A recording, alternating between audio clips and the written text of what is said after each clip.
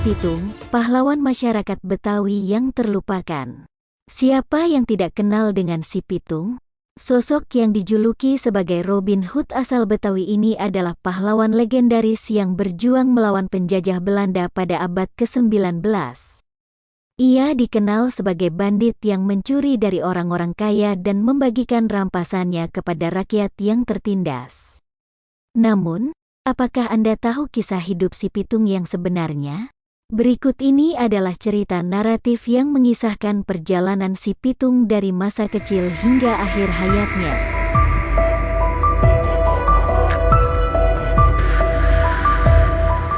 Awal kisah Si Pitung. Si Pitung adalah seorang tokoh legendaris yang berasal dari Betawi. Ia lahir pada tahun 1866 di Kampung Pengumben, sebuah kawasan miskin di Rawabelong, yang sekarang dekat dengan stasiun Palmerah. Nama aslinya adalah Salihon, putra keempat dari Bang Piung dan Mbak Pinah. Ia mendapat julukan Si Pitung, yang artinya 7 sekawan tolong-menolong, dari frasa Jawa Pituan Pitulung. Sejak kecil, ia belajar mengaji, pencaksilat, dan kewaspadaan di pesantren Haji Naipin. Si Pitung memiliki banyak kisah yang berbeda-beda tergantung dari siapa yang menceritakannya. Ada 3 versi utama yang beredar di masyarakat, yaitu versi Indonesia, Belanda, dan Cina. Masing-masing versi memiliki pandangan yang berbeda tentang Si Pitung. Versi Indonesia menganggap Si Pitung sebagai pahlawan yang berjuang untuk rakyat dan melawan penjajah Belanda. Versi Belanda menganggap Si Pitung sebagai penjahat yang merampok orang-orang kaya dan mengacaukan ketertiban. Versi Cina menganggap Si Pitung sebagai bandit yang mencuri dari orang-orang Arab dan membagikan hasil curiannya kepada orang-orang Cina. Si Pitung masih hidup dalam ingatan masyarakat Indonesia, khususnya masyarakat Betawi. Kisah-kisah Si Pitung masih sering dituturkan dalam berbagai bentuk, seperti rancak, syair, atau lenong. Si Pitung juga sering dijadikan bahan film, buku, atau komik.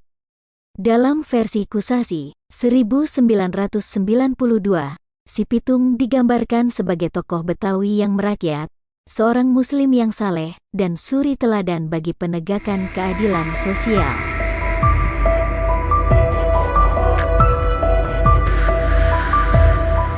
Kisah Si Pitung dan aksi perampokannya. Si Pitung adalah seorang penjahat, menurut versi Van Til, 1996. Ia mulai menjadi penjahat ketika ia kehilangan kambing dan uangnya yang dicuri oleh para centeng, tuan tanah di pasar Tanah Abang. Para centeng itu adalah Rais, Jiic, dan Jampang, atau Si Gomar dalam versi film Si Pitung tahun 1970. Si Pitung tidak marah atau sedih, ia hanya tersenyum dan berkata bahwa ia dirampok.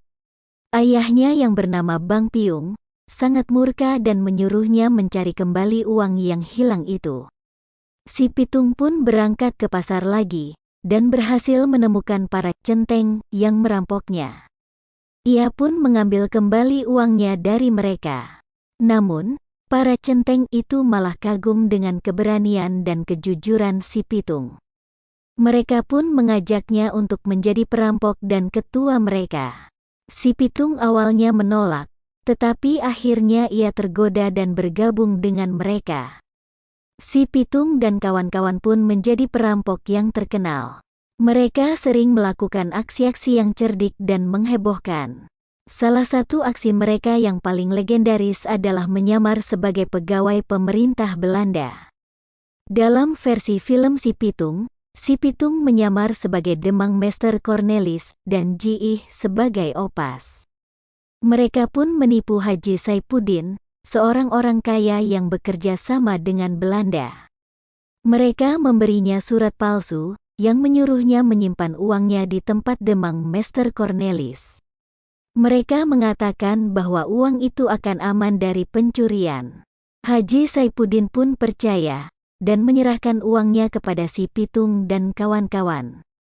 Mereka pun kabur dengan uang itu, dan meninggalkan Haji Saipuddin bingung dan rugi.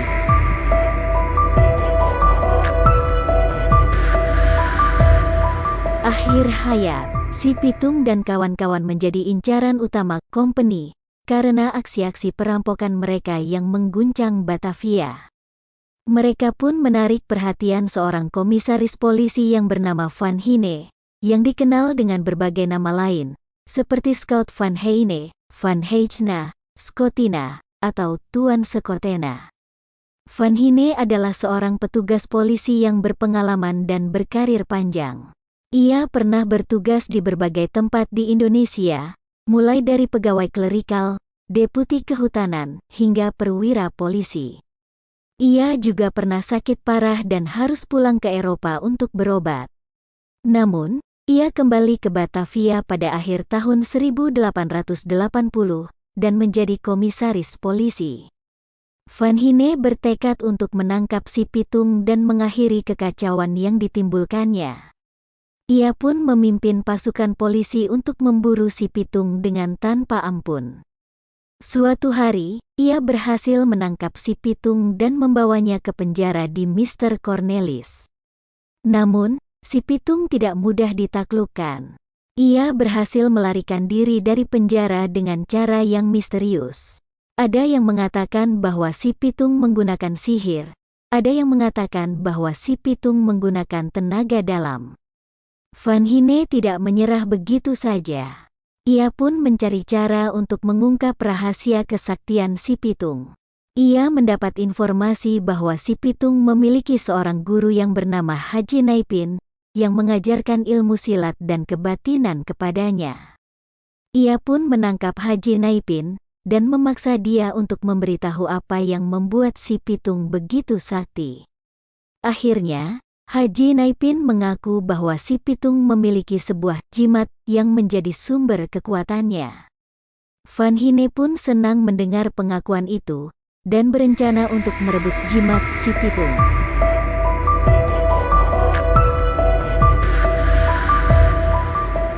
Namun, ternyata ada banyak versi tentang jimat si Pitung.